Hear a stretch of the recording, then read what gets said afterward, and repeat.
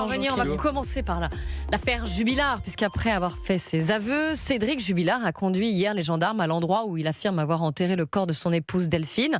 Des ossements ont été retrouvés, donc on est 5 ans et demi après la disparition de sa femme. Un retournement stratégique, comme l'explique le docteur Jean-Pierre Bouchard. Il est psychologue et criminologue et il était l'invité d'Europe 1 ce matin.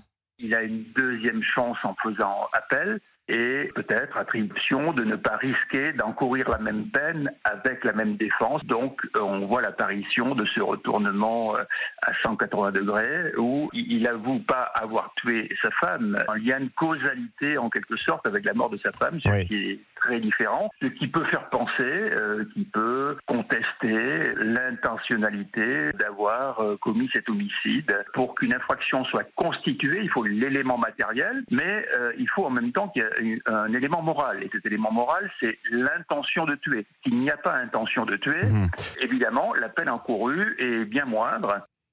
Hélène Rouet, alors Cédric Jubilard reconnaît désormais avoir commis, je cite, un acte abominable et exprimé des regrets, donc selon l'un de ses avocats, en tout cas, Pierre Debuisson.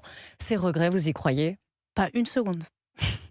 Pas une seconde. En automne 2025, même les magistrats parlaient évidemment de la personnalité de Cédric Jubilard, de la manière dont il s'était défendu, etc.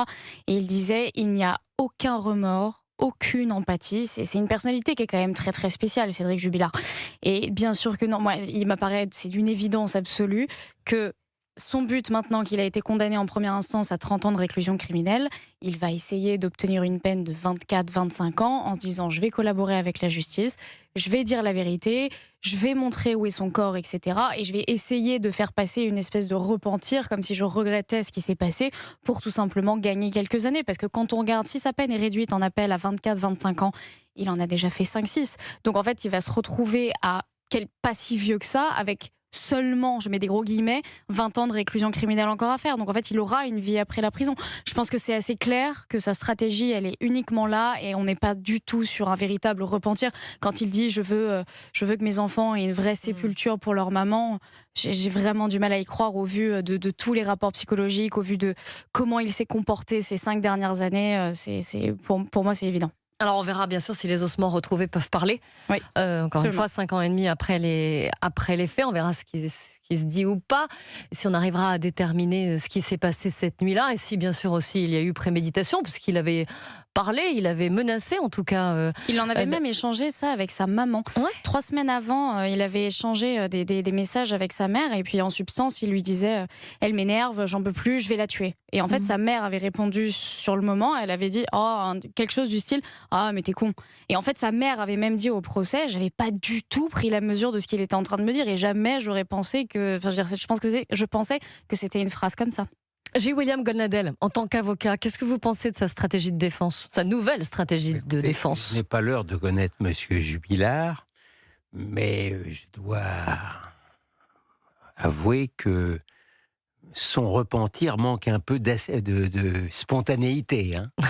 Ça ne me touche pas particulièrement. Alors ensuite, quant à sa stratégie, elle ne m'épate pas non plus beaucoup. Alors certes, il pouvait retenter, là je vous parle cyniquement, hein, bien entendu, il pouvait retenter de jouer la carte de l'innocence. Je n'ai pas tué, où est son corps, etc., etc. Manifestement, compte tenu du premier résultat, il n'y croyait pas beaucoup. Hein. Donc il a essayé de prendre une sorte d'assurance comme ça. Pour une assurance, il dit bah voilà, je voulais une sépulture pour la mère de mes enfants, etc. Très sincèrement, et j'ai beaucoup de respect pour ces avocats. Je le dis pas, je suis pas un inconditionnel de mes confrères. J'ai beaucoup de respect pour les Debuisson. Mais ceci posé, je la sens pas bien, sa stratégie, parce qu'on est sûr qu'il a tué. On est sûr qu'il a tué, hein, après l'histoire de...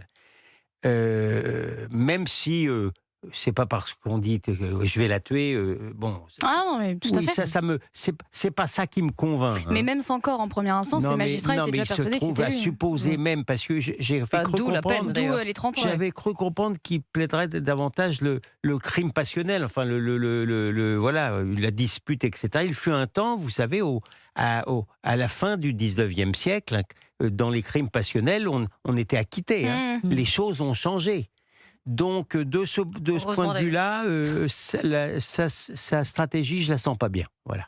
Non, ça veut pas dire, voilà, c'est pas parce qu'on a le corps et qu'il a eu... Je pense que les jurés ne le remercieront pas d'avoir, avec autant de temps, fini par livrer l'endroit où il avait enterré sa femme. J'y crois pas. Hélène Roé, pourquoi est-ce que cette affaire parle autant aux Français ? Alors, je pense que cette affaire, comme beaucoup d'autres faits divers que la France a connus, fascine parce qu'en fait vous avez tous les ingrédients, c'est-à-dire que vous avez l'histoire d'une famille, l'histoire d'une femme qui était aimée de tous, quelqu'un d'assez spécial. Vous avez des enfants, évidemment en deuil, et en plus qui étaient présents dans la maison précisément le soir où ça s'est passé.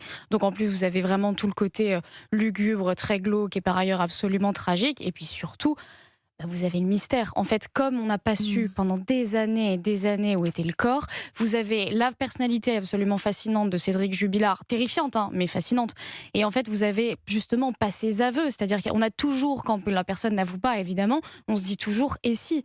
Et si c'était autre chose ? Et si c'était pas lui ? Et si... Une toute petite part de doute, quand même. Non, mais la fascination, en fait, elle se loge là. Même si tout le monde était persuadé depuis quasiment le début, parce que les enquêteurs ont écarté très vite les autres pistes. On a écarté la piste de l'amant, c'était pas possible, parce que lui, son téléphone a prouvé qu'il était resté chez lui toute la nuit. On a écarté la piste de la personne ou pourquoi une personne, peu importe, quelqu'un de mal intentionné mais qui n'avait aucun rapport avec les Jubilards. Faut rappeler aussi que c'était la première nuit du couvre-feu. Rappelez-vous, en hiver, la toute première nuit où justement, vous avez quand même pas grand monde dans les rues. Faut voir aussi l'endroit dans lequel ça s'est passé, etc. Donc les enquêteurs écartent les pistes, tout le monde commence à se persuader que c'est Cédric Jubilard, et puis il y a quand même ce sentiment qui persiste de « et si c'était pas lui ?» Et la fascination, visiblement, c'est sûr qu'elle réside là-dedans. Maintenant, on peut quand même se réjouir d'une chose, c'est qu'a priori, le point final de cette histoire va quand même être donné, dans le sens où si on retrouve le corps de Delphine Jubilard, ne serait-ce que pour sa famille, ne serait-ce que pour ses enfants, quand on entend tous les experts, effectivement psychologues, etc., le deuil pour les proches va véritablement pouvoir commencer maintenant. Et ça, c'est quand même une bonne nouvelle. Si on peut mettre, ce ne sera pas un cold case comme on a pu en connaître.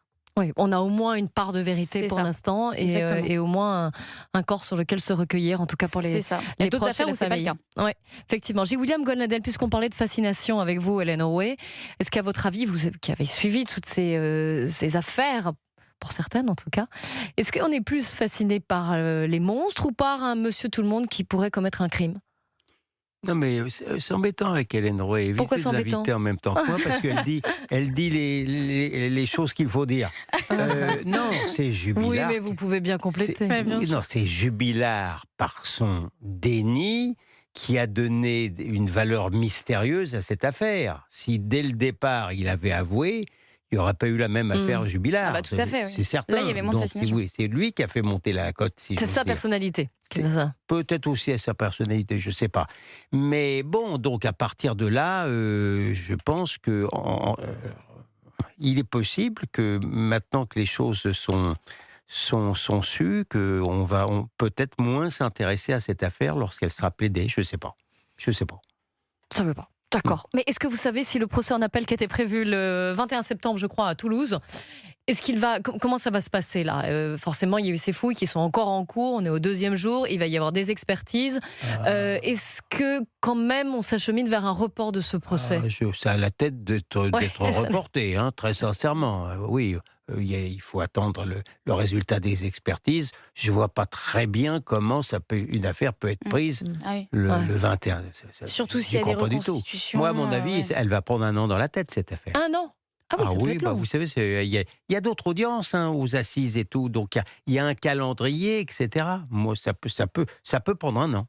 Oui. Surtout s'il y a des aveux. Il ne vous a pas échappé que la justice n'était pas rapide. On va en parler d'ailleurs de cette justice et des lenteurs ou des dysfonctionnements. Surtout que maintenant qu'il y a des aveux, ça veut dire qu'on peut, si vous voulez, s'il a vraiment décidé de collaborer avec la justice, il va y avoir des reconstitutions en fait de qu'est-ce qu'il a fait, à quel moment, etc. Tout ça, ça prend un temps fou. Donc oui, a priori, le 21 septembre, ça me semble très Un peu rapide. juste. C'est dans 2-3 mois. Ouais. Ouais. Ce ne sera pas possible.